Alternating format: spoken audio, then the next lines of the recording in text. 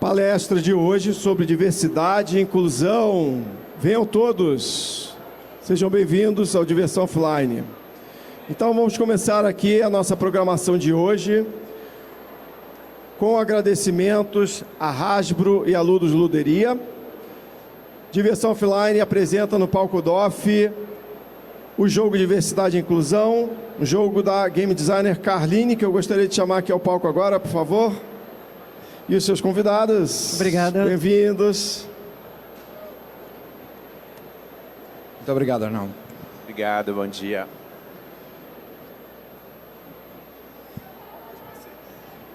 Bom dia, pessoal. Eu sou Carline, né? Primeiro eu queria fazer uma descrição visual nossa aqui, né? Assim, eu sou uma mulher trans, sou loura, tô de óculos, com a camisa do jogo Diversidade e Inclusão, uma calça jeans e um sapatinho de boneca de salto alto.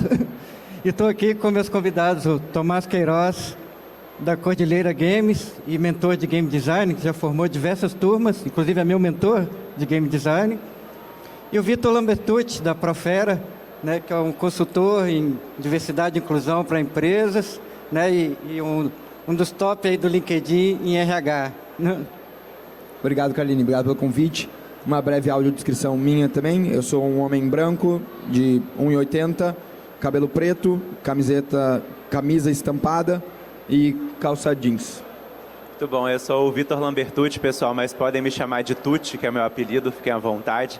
Eu sou um homem branco, gay cis, estou de cabelo bem curtinho, arrepiado, estou com um bigode aparente, meu óculos de grau armação preta. Estou vestindo aqui um casaco de couro marrom, a minha calça jogger preta, meu tênis preto e uma blusa roxa. E a gente vai se conhecendo mais durante a conversa. Sim.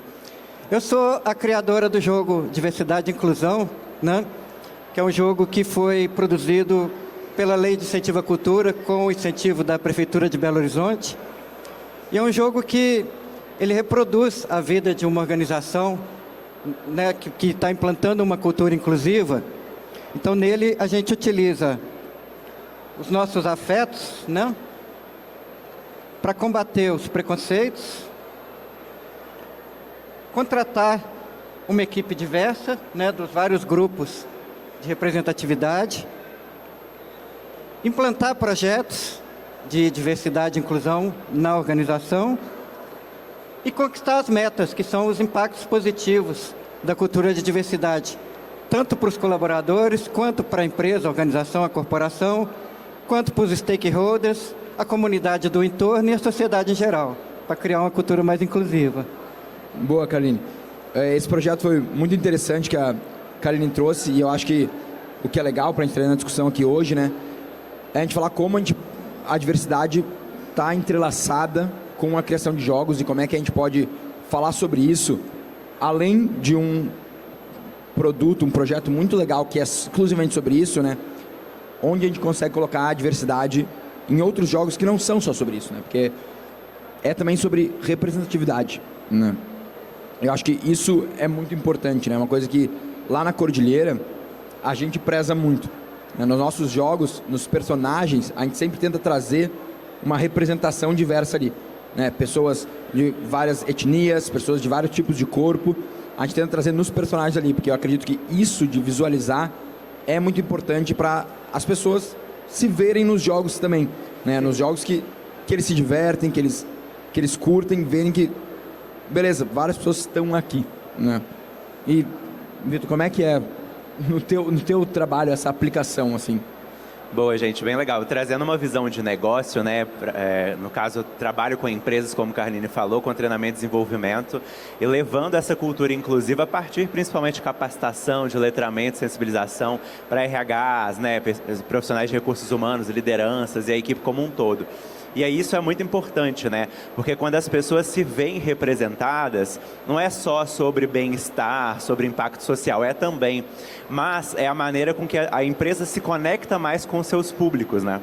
Então, se você tem uma empresa de varejo, por exemplo, E na sua loja vão pessoas pretas, pessoas trans, pessoas LGBT+, como um todo, pessoas com deficiência, pessoas de várias identidades, e você não tem, por exemplo, colaboradores que representam essas pessoas, soluções que são acessíveis e se conectam com todas essas pessoas em vários sentidos, né? Elas não vão se conectar com você. Então, diversidade e inclusão é sim um dever social, uma oportunidade social imensa que a gente tem. Afinal, a gente está num dos países mais plurais do mundo, se não o mais plural, né? Pesquisas recentes mostraram que o nosso DNA é o mais plural do planeta inteiro, né? Então, se a gente não pensa nessas soluções de maneira inclusiva, diversa, a gente não se conecta com os nossos públicos. A gente não vende o nosso serviço, o nosso produto, a gente não se comunica de maneira conectiva com essas pessoas. Então, para além do impacto social, para além da importância que tem da gente fazer isso, é também uma questão de negócio, sabe? A gente trabalha muito isso nos treinamentos. E eu tenho uma curiosidade pessoal, e eu adoro essas mesas porque é coisa que eu quero saber, né? Hoje, tu trabalha com algum jogo comercial quando tu faz essas aplicações ou é tudo desenvolvido exclusivamente para isso? Boa. Não, hoje a gente desenvolve várias, vamos falar, frameworks que usam gamificação para a gente trabalhar nos treinamentos, tá?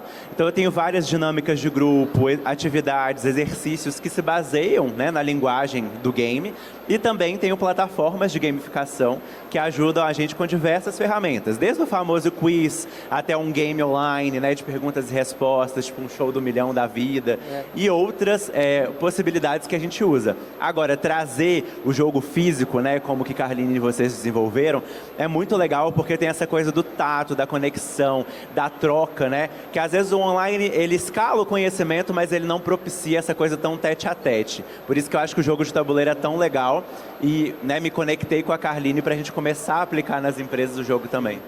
E o jogo da diversidade já está sendo utilizado em workshops em Porto Alegre, em Belo Horizonte, já há um ano, nas empresas, e tem tido resultados fantásticos, assim, né? E quando a gente fala em representatividade em jogo, né, a gente está falando em 3 dimensões, assim. Uma, vamos dizer, que é intrajogo, como o Tomás falou, da representatividade simbólica, né, na narrativa do jogo, que pode incluir tanto essa questão dos personagens ali, como também você trazer para dentro do jogo as vozes dos diversos grupos, das diversas culturas, né, na narrativa do jogo. Uma outra dimensão é a dimensão da comunidade de jogadores, né? Tanto ampliar o alcance da comunidade de jogadores entre os diversos grupos de representatividade, como no próprio design do jogo, criar mecanismos que favorecem a participação e inclusão durante a partida ou no acontecer do jogo, né? E uma terceira dimensão é a dimensão do jogo como recurso educacional, como ferramenta pedagógica de treinamento para criar uma cultura inclusiva nas escolas, nas empresas, em todos os lugares, né? Assim. E eu acho muito legal isso que tu falou, Carline, principalmente do ponto de vista do desenvolvimento e pensando nessas pessoas, na participação, não só na representação, porque isso é uma batalha que a gente tem muito em todo meio mais nerd, né? Que ele é muito masculinizado, hétero, cis, normativo, né? E isso é uma batalha que a gente tem que estar todo dia tentando abrir mais espaço para essas pessoas e criar espaços convidativos, né? Tanto que a gente tem, eu não sei se é aqui, mas eu sei que tem várias grandes cidades, tem Joga Manas, tem o Se Joga, tem vários que são focados em diversas comunidades, tem só para mulheres, só para lá em Porto Alegre tem Joga Gay, que é focado no público gay. Então eu acho isso muito legal, mas e sem dúvida a gente tem que ter mais jogadores diferenciados, né, que não são só o hétero cis branco, mas acho que a gente tem que ter mais gente também por trás trabalhando nisso, desenvolvendo. Sim. Né? Uhum. E eu, como uma editora, eu disse, nos meus jogos, a gente tem nos personagens representatividade, a gente sempre coloca representatividade. E aí eu quis fazer um easter egg, né, uma brincadeira, e nas fichas, que são coisas menos importantes, eu coloquei a equipe que trabalhou. Daí tem lá, tem o designer, o ilustrador, tem a minha sócia. Cara, que legal, um easter egg, todo mundo participou e tal. Depois que o jogo estava pronto, eu olhei, eu não vou falar palavrão, eu queria falar palavrão, desculpa. Eu olhei, caramba, só tem gente branca. Tipo, beleza, os personagens tem, mas na minha equipe só tem gente branca. Sim. Só tem gente branca. Caraca, que eu só percebi quando eu coloquei todo mundo ilustrado numa ficha, né, no dia a dia, porque também hoje é muito online, né, eu também não vejo tantas pessoas no dia a dia. Se eu visse no dia a dia, talvez, mas como eu não vejo no dia a dia, muito online, daí quando eu botei numa ficha, eu olhei, caraca, só tem gente branca trabalhando aqui. Sim. Então, isso é muito louco. Eu estou preocupado com o produto, mas depois, aqui dentro, não olhei isso. Então, é uma coisa que eu me policiei e hoje, na Cordilheira, eu tenho tentado estimular mais isso, né? A Kaline faz mentoria comigo, então eu tenho tentado expandir, né, o público que eu atinjo para ter mais gente por trás, que eu acho que a vivência, né, o lugar de fala de quem vive é muito mais poderoso do que de quem só está de fora observando. Né? Não, com certeza. E isso é muito forte que você falou. A gente precisa se questionar por que a gente normalizou não ter a presença da diversidade nos espaços que a gente frequenta. Seja o trabalho, seja os espaços sociais, seja o evento. Tem aquele famoso teste do pescoço, né, de você olhar para o lado e ver quem está com você, no seu ciclo mais íntimo até o ciclo mais expandido. Se o nosso país é tão plural, se a gente tem maioria de pessoas negras, se a gente tem maioria de mulheres, se a gente tem uma população de 25 milhões de pessoas com deficiência, né, por exemplo, para citar de exemplo, onde estão essas pessoas? Por que elas não estão frequentando os espaços? Por que na sua equipe de trabalho, quando tem uma pessoa, geralmente ela está na recepção e é só ela que às vezes é a mulher preta trans da empresa, né? A gente precisa se questionar sobre isso e ser intencional. E aí conecta com a sua fala. Parar para olhar onde a gente pode agir. Né? Então, se a gente é dono de empresa, se a gente lidera uma equipe, se a gente tem a nossa casa, a gente pode fazer essas pessoas frequentarem, quebrarem essas barreiras e acessar esses espaços que foram negados para elas, né, historicamente, porque isso é o direito delas também. Numa sociedade, todo mundo tem direito, né, ao acesso, à dignidade, à plenitude, e se a gente ainda não oferece isso para todo mundo, a gente precisa mudar. Né? E quando a gente leva essa linguagem da gamificação, a gente rompe barreiras, a gente rompe os famosos viés inconscientes, os padrões excludentes que a gente criou, porque de uma maneira lúdica a gente acessa as pessoas para se sensibilizar, para dar aquele arrepio e falar assim, poxa, olha, isso daqui estava na minha vida o tempo inteiro, mas eu nunca observei. Como que eu posso passar a ter uma atitude inclusiva e ser intencional para mudar isso, sabe? Eu acho que é uma provocação que a gente precisa fazer internamente, mas fazer para o mundo também. Sim, é legal a gente ver isso, né? Assim, o poder que os jogos têm sobre outras formas de educação, né? Que tem vários fatores ali, né? Primeiro é que é uma questão vivencial, né? A pessoa vai viver em todas as dimensões dela, é uma dimensão ativa, né? Ela age, não só aprende aquele conceito, né? Aquele conhecimento. Um conhecimento vai em mão dupla, né? Você troca ali, né? Ele também atinge de uma forma que não é só cognitiva, né? Ele é emocional, né? Então, você está ali com todo o seu ser, né, atuando, né? O que facilita ali tanto a apreensão quanto a retenção do conhecimento, né? Também tem a coisa que o jogo ele tem o feedback imediato, né? Você faz ali a ação e já vê a resposta dela, né? Então, assim, que um conhecimento você vai aplicar mais na frente e tal, mas no jogo você já está ali atuando, né? Desculpa, que eu queria pegar esse teu gancho, Kaline, da vivência, né? E por isso que eu acho legal quando a gente traz essa vivência em jogos comerciais. E eu vou dar o exemplo aqui do pessoal da Maloca Games, tá? Para quem não conhece, eles estão aqui no DOF, lá no canto de lá, no fundo, e eles têm um jogo muito legal que é o meu primeiro Black Power. E eles fizeram com foco no público infantil, com foco para ser usado em escolas, e é muito legal. E o jogo é muito bom, tá? É um bom jogo, para quem não jogou. É um bom jogo, ele tem quase um Tetris, assim, que tu vai colocando, encaixando as peças dentro do cabelo do Black Power. E tá lindo o jogo. Essa é uma questão importante também, né, que você falou, porque o jogo educacional, ele antes de tudo tem que ser bom como jogo também, né? Assim, ele tem que divertir e o aspecto educacional vir organicamente, né? Assim, sem você forçar o conhecimento, né? Você precisa de um professor para empurrar o conhecimento, o jogo não está cumprindo o papel, né? Assim. Exatamente, é o que eu falo, né, Kaline? É jogo como ferramenta educativa, não jogo educacional. Jogo educacional é xingamento, né? Dizer que o jogo educacional tá xingando o jogo. Então é um jogo como ferramenta educativa, é um jogo que tu vai usar, que vai ser um bom jogo, divertido, e depois tu pode fazer um processamento mais profundo em cima com profissionais incríveis como o Vitor fazem isso. E é legal que é isso, que o jogo é divertido e ele traz esse questionamento. Eu, por exemplo, que sou uma pessoa branca, venho de uma família branca, cara, uma coisa que eu nunca parei para pensar sobre isso, sobre toda não só a dificuldade, mas toda a complexidade que exige o cabelo negro. E ali eu tava literalmente vivendo isso. Como é que eu decoro o cabelo, que é sobre isso, como é que decora o teu Black Power.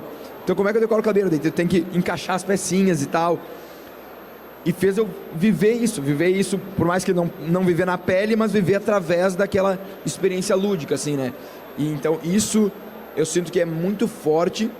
E a gente tem a oportunidade, de novo, de criar bons jogos. Esse jogo, ele é um bom jogo que tu pode usar para criar uma discussão profunda, né? E eu acho que o nosso papel como consumidores, e daí o nosso aqui, eu e o Carlini, somos game designers, é produzir esses jogos que gerem discussões interessantes para aí o Vitor ter ferramentas, não precisar ficar sempre criando, né? Ter ferramentas que pode aproveitar para criar essas discussões, sabe? É 5 frentes para fazer isso acontecer, né? Não, muito legal. E assim, trazendo mais um elemento para a conversa, gente, alguns dados do Fórum Econômico Mundial, da Associação Brasileira de Treinamento e Desenvolvimento, mostram que pelo menos 56% da força de trabalho vai ter que reaprender as habilidades do zero, né? Porque a gente vai ter aí um boom de novas funções surgindo, com a inteligência artificial, com as transformações digitais, né? Então, essa questão da aprendizagem contínua, que já vem há alguns anos, o famoso lifelong learning, né? De aprender ao longo da vida inteira, assim, está mais forte do que nunca, né? E justamente a gente trazer outras ferramentas criativas que realmente provocam essa experiência empírica, né, da aprendizagem, como o Carlini falou, como vocês ressaltaram, é muito importante mesmo, porque a gente que está lá na linha de frente com as empresas vive um momento de baixa de engajamento.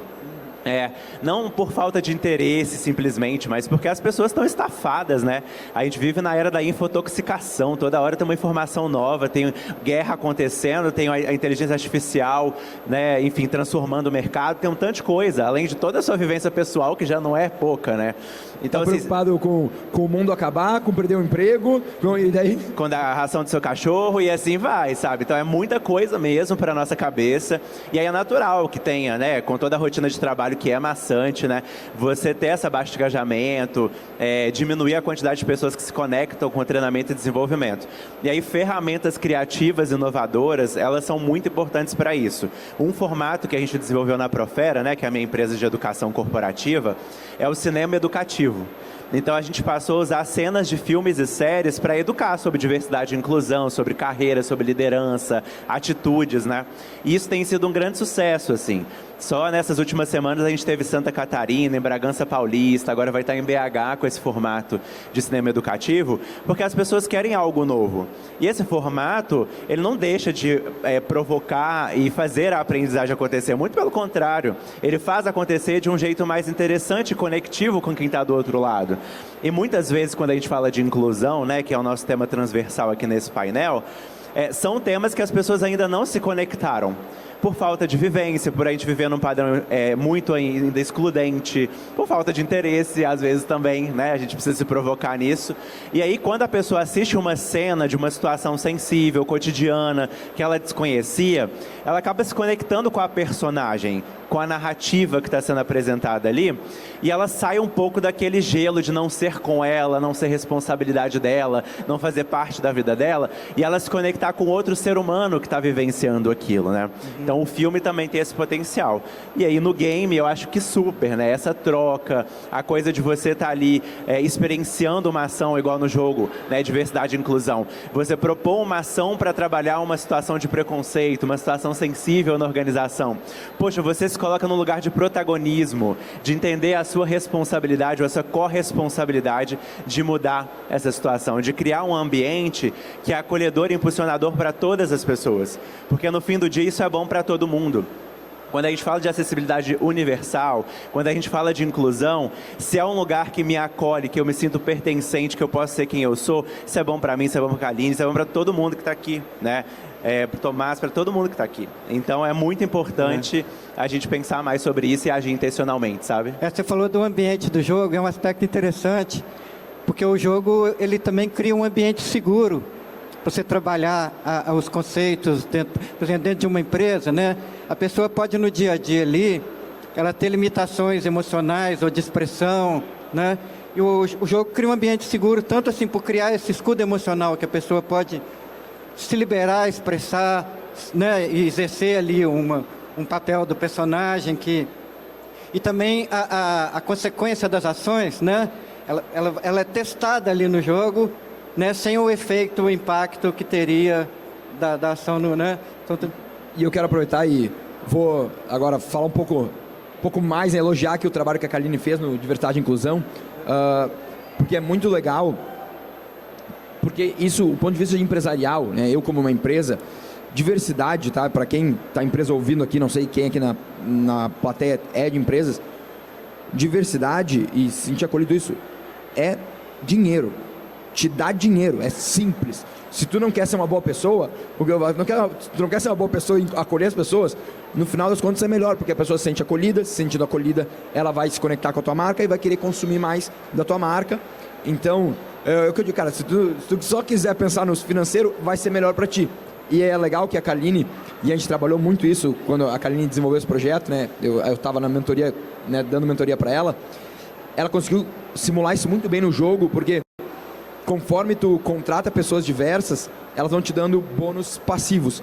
Então tu vai tendo mais recursos para conseguir contratar outras pessoas diversas e aí tua empresa vai ficando mais eficiente com essa diversidade.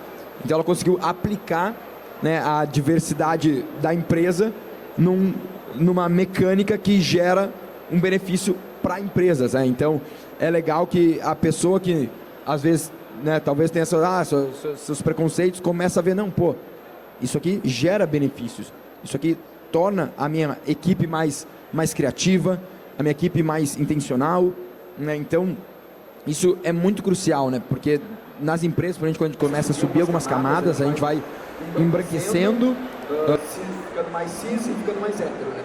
Então é importante as pessoas verem a importância de ter essa diversidade e a gente criando, né, vai subindo essa diversidade. A gente espera que vai subindo ao longo dos anos, vai subindo essa diversidade, né, nas corporações. Né? É legal pensar isso que você falou, que a representatividade, né, ela não é importante só para os grupos representados. Assim como né, você ter diversidade na empresa é importante para a empresa e já demonstrou que foi assim, inclusive no aspecto econômico, né? Você ter representatividade na vida não é importante só para quem é representado. O mundo é diverso, né? Então, assim, para todas as outras pessoas, né, saber lidar ali e ter essa cultura de inclusão, de paz, favorece a todo mundo, né? Sim, até para a gente pensar em questões práticas, assim. Por exemplo, se você tem uma empresa que investe em recursos de acessibilidade e ela implementa uma rampa para dar acesso a todas as pessoas, talvez quando você ficar mais velho, se você sofrer um acidente, você vai precisar daquela rampa. Se você tem um software que ele tem legenda, ele tem lupa, ele tem vários recursos para ajudar quem tem baixa visão, ou outros tipos de especificidades que essa pessoa precisa para ter a melhor experiência naquele software. Isso pode ser bom para você também, que às vezes tem um daltonismo, que precisa de um contraste mais forte, de uma fonte mais ampla. Então tudo que a gente investe para acessibilizar, para incluir, reverbera positivamente para todas as pessoas, né? Então tem isso, né, da acessibilidade ser universal, ser para todo mundo. Tem a questão de negócio, várias pesquisas que já provaram, né, em empresas que investem assim, de maneira muito estruturada em diversidade e inclusão, claro, porque elas entendem o dever à oportunidade social, em parte, mas porque isso traz lucratividade para elas. As pessoas consomem mais, as pessoas têm melhor experiência com o produto delas, as pessoas são retidas como talentos dessas organizações. E para se ter uma ideia, hoje os gastos com rotatividade de pessoal nas empresas, eles são enormes, tá? Tem empresas, por exemplo, o supermercado, o Carrefour da vida, ele tem 150 mil pessoas colaboradoras e eles costumam ter uma rotatividade de 5 mil pessoas por mês. Imagina quanto isso não gera de custo negativo, né? De ônus para essa empresa. Então, se ela trabalha para reter essas pessoas, o quanto que ela economiza, o quanto que ela potencializa a sua lucratividade. E ter um espaço que gera pertencimento, acolhimento e impulsiona as pessoas é fundamental. E eu queria pegar o exemplo que tu trouxe do daltonismo, porque isso é um papo que tem tido muito no meio da criação de jogos. As editoras, a gente fala muito isso. Eu ensino muito meus cursos na mentoria, eu falo que não pode depender só de cor. Tu tem que ter símbolos para a galera daltônica poder perceber. O daltônico é aquela análise de cores que permite ao daltônico distinguir. Exatamente, tem isso também. E eu gosto, e acho muito interessante, o daltonismo é um ótimo exemplo, porque todo mundo conhece alguém que descobriu o daltonismo com 30 anos de idade, 35, 40, porque nunca percebeu que era daltônico. E tu ter um símbolo em vez de só a cor, é melhor para todo mundo. Porque às vezes com uma luz baixa, a minha mesa de jogo, eu sou uma editora que minha mesa de jogo é muito baixa, a luz é muito baixa. É ruim de enxergar na minha mesa de jogo. Então, para mim, que eu tenho problema de visão, às vezes, que cor que é essa aqui? Que minha luz é amarela, e daí bate o amarelo, o roxo vira vermelho, o laranja vira vermelho também, e depois, caraca, que cor é essa aqui? E sem o símbolo, eu não consigo ver. Eu não sou daltônico, só que dependendo das situações, as cores não são um bom guia. Então, é melhor para todo mundo. A rampa é melhor quando não precisa perder a mobilidade, mas é isso, às vezes perdeu temporariamente, se machucou a perna. É bom para todo mundo, sabe? A acessibilidade é isso, todo mundo ganha mais pessoas, mais diversidade acontecendo. E nessa questão de todo mundo ganha, né, é bom frisar a diversidade e inclusão é um jogo cooperativo, né? Em que as pessoas, né, não competem entre si, né? Elas jogam como uma equipe para conquistar um objetivo comum. Não é quem é mais diverso ganha, é coisa que não é claro. E o jogo cooperativo, né, além dessa questão de favorecer o trabalho em equipe, a comunicação não violenta, né, realizando aqueles princípios da escutativa, abordar a pessoa sem preconceitos, sem noções preconcebidas, ela tem outros reflexos que são inclusivos no próprio formato cooperativo do jogo. Um deles é que, por exemplo, no jogo competitivo, a pessoa com mais habilidade, com mais experiência, sempre vai ganhar. E a pessoa ali com menos habilidade e tal vai ficar frustrada. No jogo cooperativo, você vai somar as habilidades, e todo mundo é importante, né? As habilidades de cada um ali vão contribuir para aquele objetivo comum. Outra questão, por exemplo, quando se aplica a empresas, é que você tem uma quebra da hierarquia, né? Então, você está jogando ali com o líder, com o diretor e também a pessoa ali do porteiro, quem seja, né? E naquele jogo ali eles estão em pé de igualdade como colaboradores, né? Então, cria uma outra dinâmica ali que deixa de existir isso. Então, o jogo cooperativo ele já é inclusivo pelo próprio formato, né? Assim, a gente tem mais 5 minutos aqui, tá, pessoal? Acabei de receber esse aviso. Então, eu acho que a gente pode ir talvez para falas finais. E aí, pode começar com você, Márcio. Claro. Gente, eu acho que a provocação que a gente deixa é, sim, a gente cobrar do governo, das empresas, né, que agem para criar ambientes que são bons para todo mundo, mas que a gente também se provoque enquanto indivíduo, né, o que a gente pode fazer. Quando a gente falou, né, de tornar as coisas mais acessíveis e inclusivas, tem exemplos muito práticos. Se você tem um restaurante, fazer um cardápio que possa ser lido por todo mundo. Se você é palestrante, pensar na sua apresentação de modo que todo mundo possa se conectar, né? Então, tudo que você for desenvolver, pensar na sua vida. Se você vai receber pessoas em casa, né? Perguntar, por exemplo, se elas têm uma alimentação diferente, uma restrição alimentar.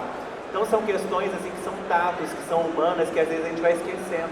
Uma sociedade que preza tanto o egoísmo, né? A individualidade, cada um por si. Eu acho que a gente precisa resgatar esses valores que são o nosso berço, assim, são a nossa natureza plural, né?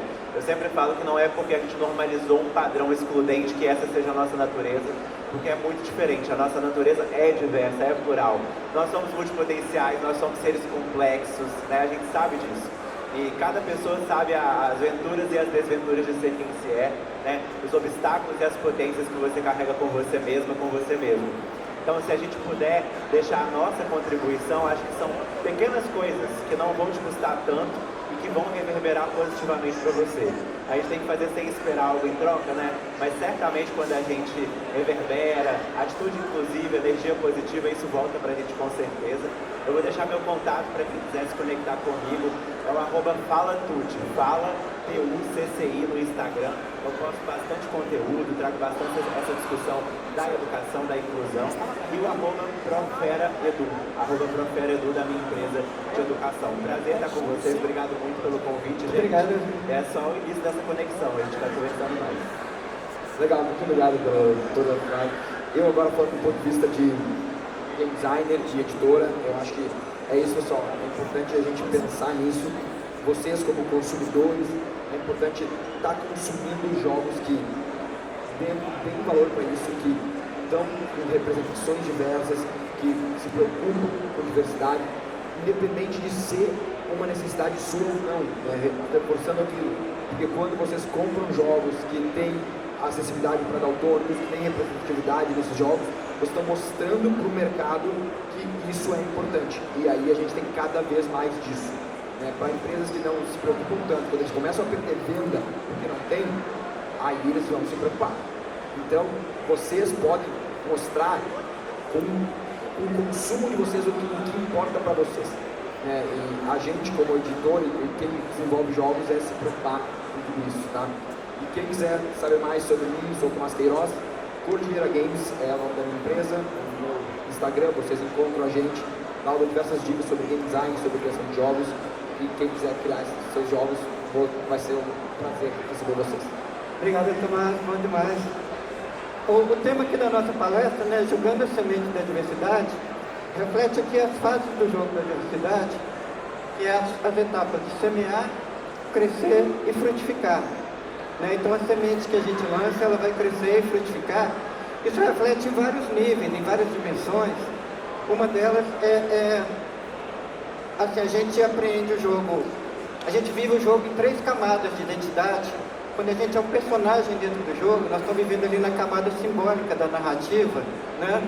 Então nós estamos ali, de uma certa forma, semeando. A gente, como jogador, já na outra camada, né, na camada lúdica, nós estamos ali, então, já fazendo aquilo crescer, expandir, aprendendo aqueles conceitos. E depois na camada pessoal, a gente como pessoa, que depois vai sair dali para a vida, né? Que vai ter, então, aquilo aplicar todos os conceitos ali, aquele poder transformador do jogo, né? Outra forma que isso manifesta é como que aquilo é apreendido, né? Se aprende primeiro pela cognição, né? Na camada intelectual, que então, assim, é como se você estivesse semeando, jogando aquele conhecimento. Como é o conhecimento, às vezes, de uma aula que só tem essa camada, né? Mas o jogo tem a camada vivencial, então depois você vive aquilo no nível emocional, que vai fazer aquilo crescer, né? Se a gente vê, assim, por exemplo, as lembranças que a gente mais tem fixas são as que a gente viveu emocionalmente, né? Depois você transfere aquilo para o social, para o nível interpessoal, né? Que é das relações, então você vai estar frutificando aquilo, né? E outra coisa, na apreensão dos conceitos, né? Você tem as camadas ali do letramento, da aplicação e depois da ação concreta, né? Então o letramento, você está aprendendo os conceitos, é como se você estivesse semeando. E no jogo você pode fazer isso sem estar necessariamente expondo, o jogo já pode trazer aquilo, né? De uma forma orgânica. Aí depois você tem o crescer dentro do jogo, né? Que é ali já na ação dentro do jogo que você faz, né? Que é como crescer. E depois você aplica aquilo na vida, né? Então você está utilizando aquele jogo na ação concreta, então você está tendo o poder de frutificar. Então, né, nós estamos jogando a semente da diversidade no sentido de jogar aí tem um duplo sentido de lançar a semente que depois vai gerar efeitos no mundo e a ação lúdica de jogar, né, que é o que nós fazemos, né, assim. Oi, gente, muito obrigada, valeu demais. Muito obrigado, uma salva de palmas aí, o Tomás, Carlinhos.